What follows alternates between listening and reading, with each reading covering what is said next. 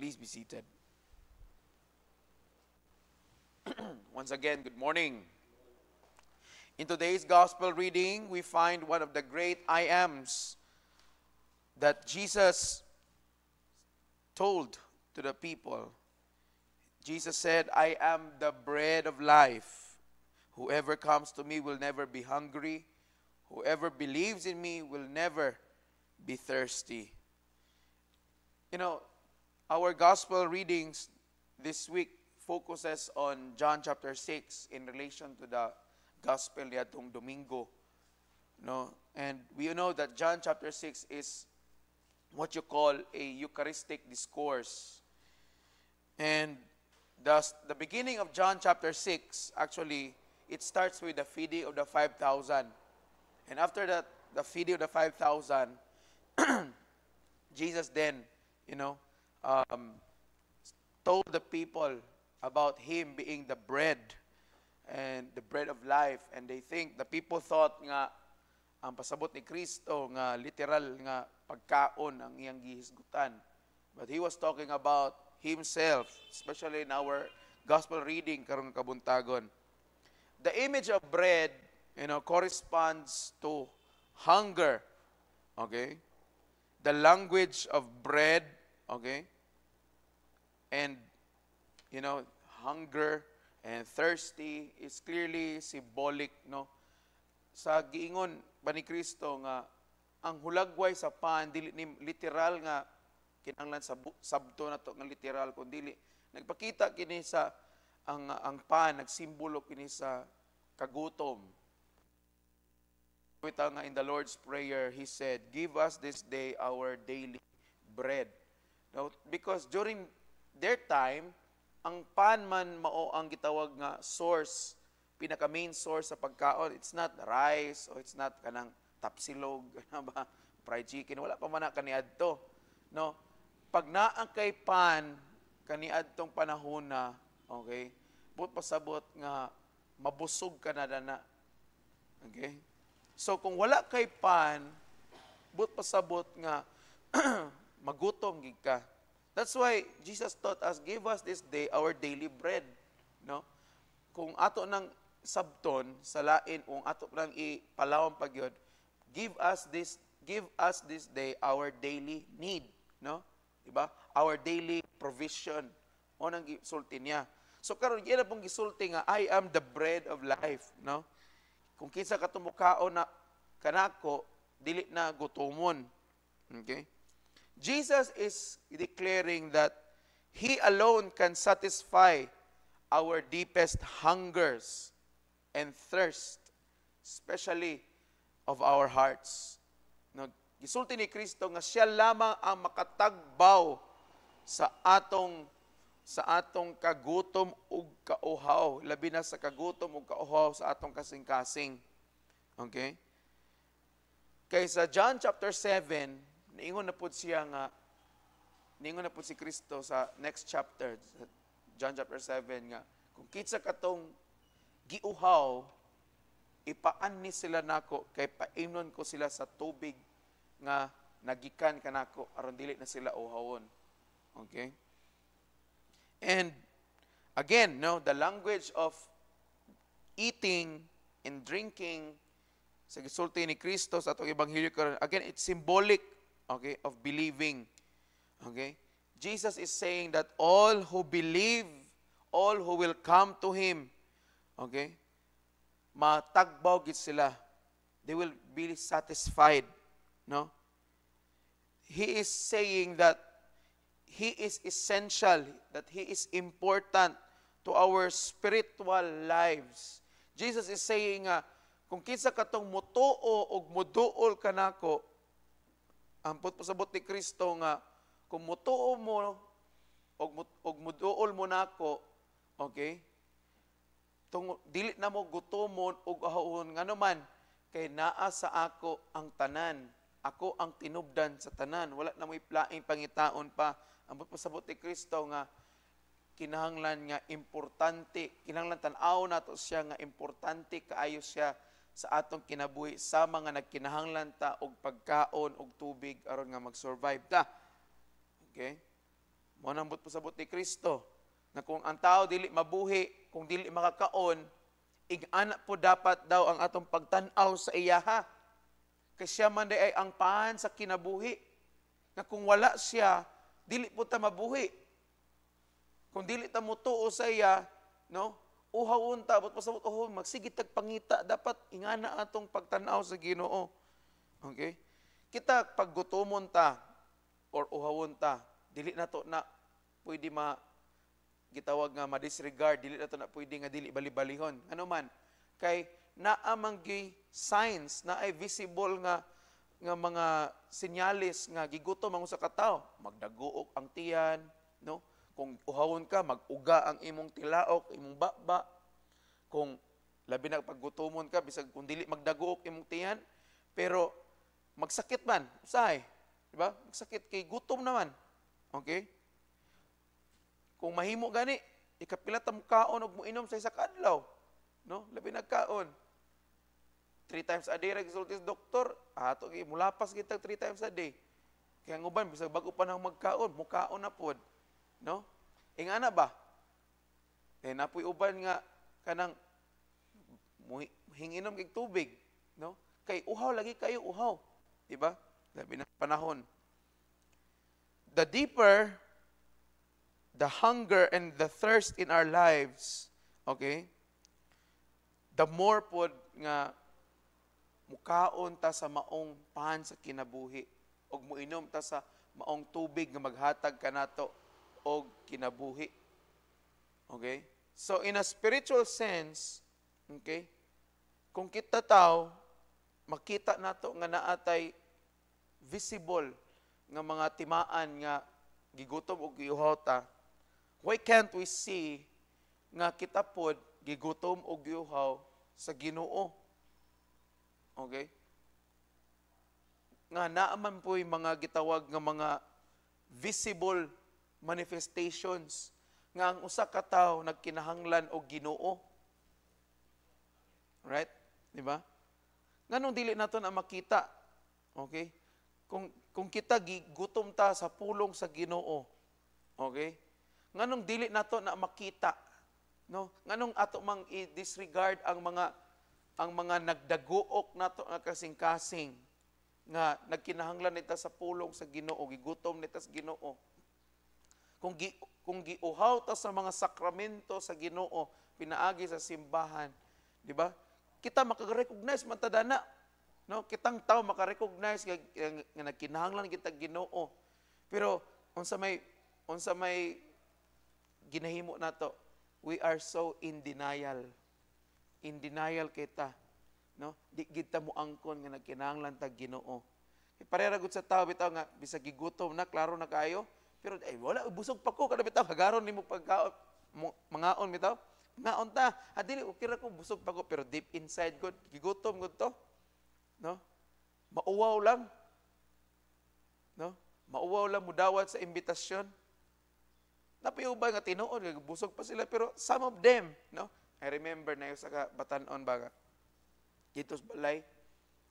Unya to sa balay mga paniud to na. Lagi paniud to na.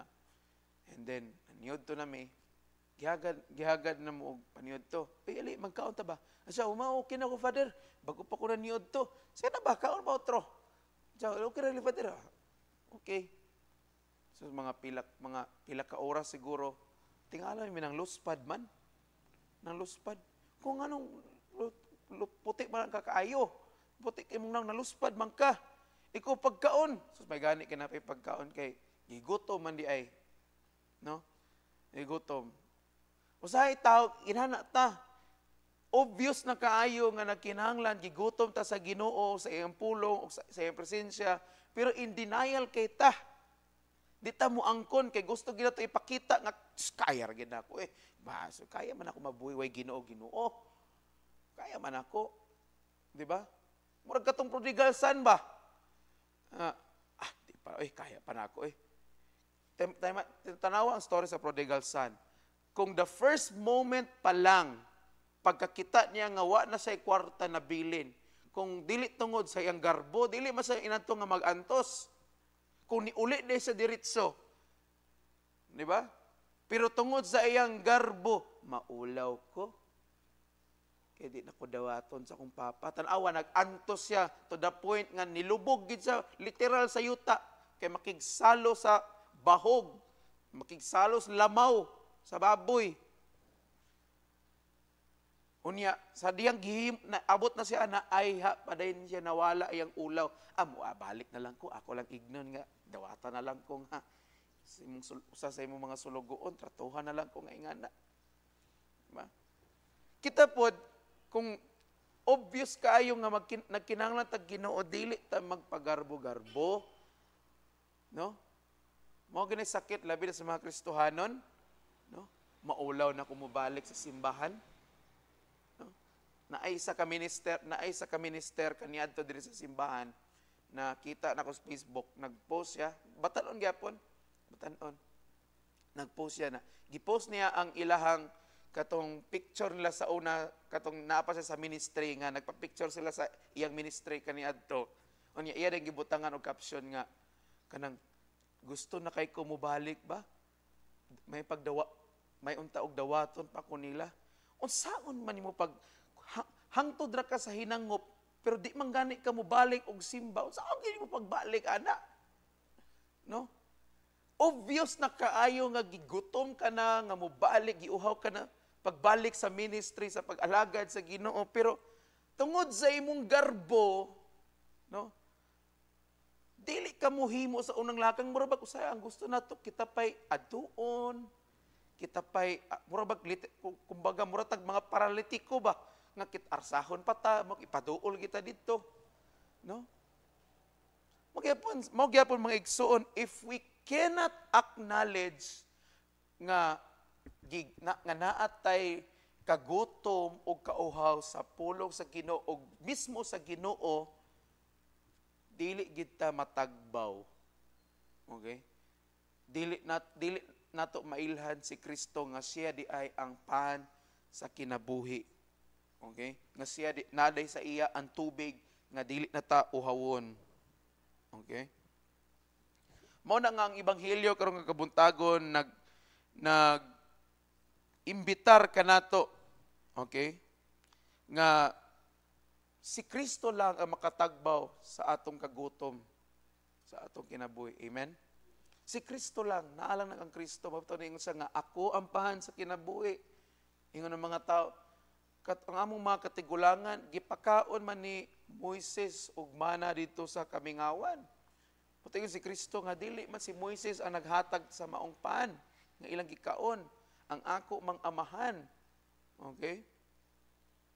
Mo na mga igsuon, kung dili ta maka-recognize gid ana nga nagkinahanglan ta sa Ginoo nga gigutom o giuhaw ta sa Ginoo, magpabiling gid kang gutom hangtod sa hangtod. Mao nang uban tawo, no?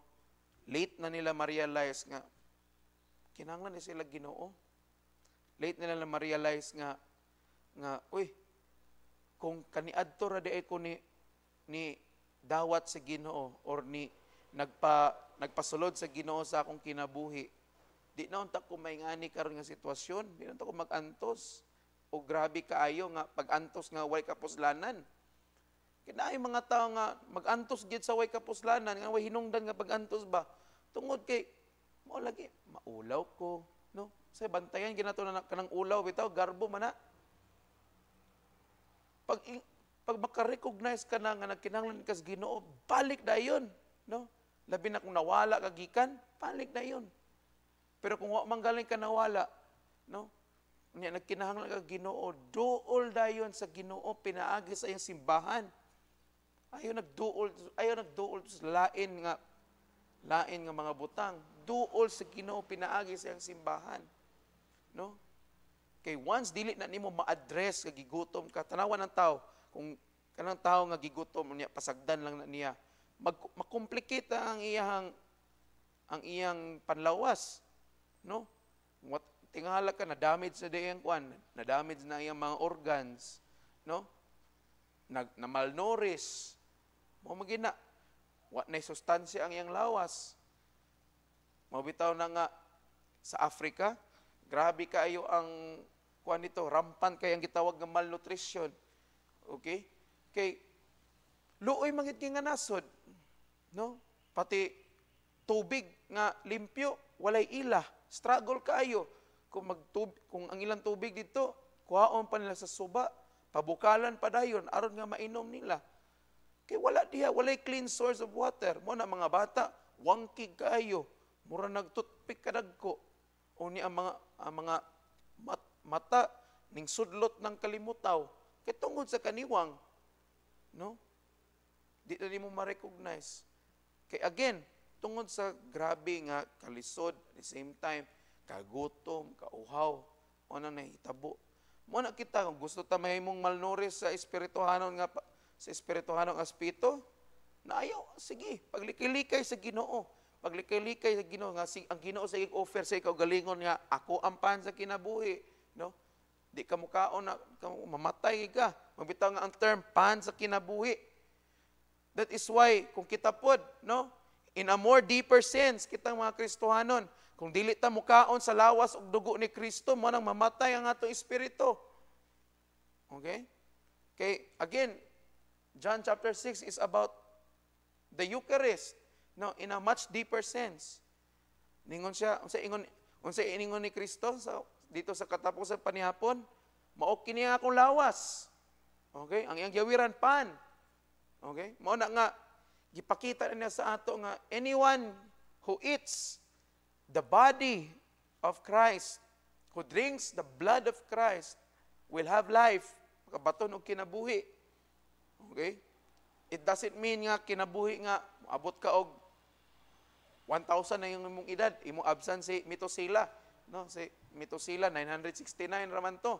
Sa may pinakadugay nga tao nga nabuhi sa kalibutan. Okay? Dili nabot pasabot. Pero ambot pasabot ang kinabuhi nga atong madawat is unsa man?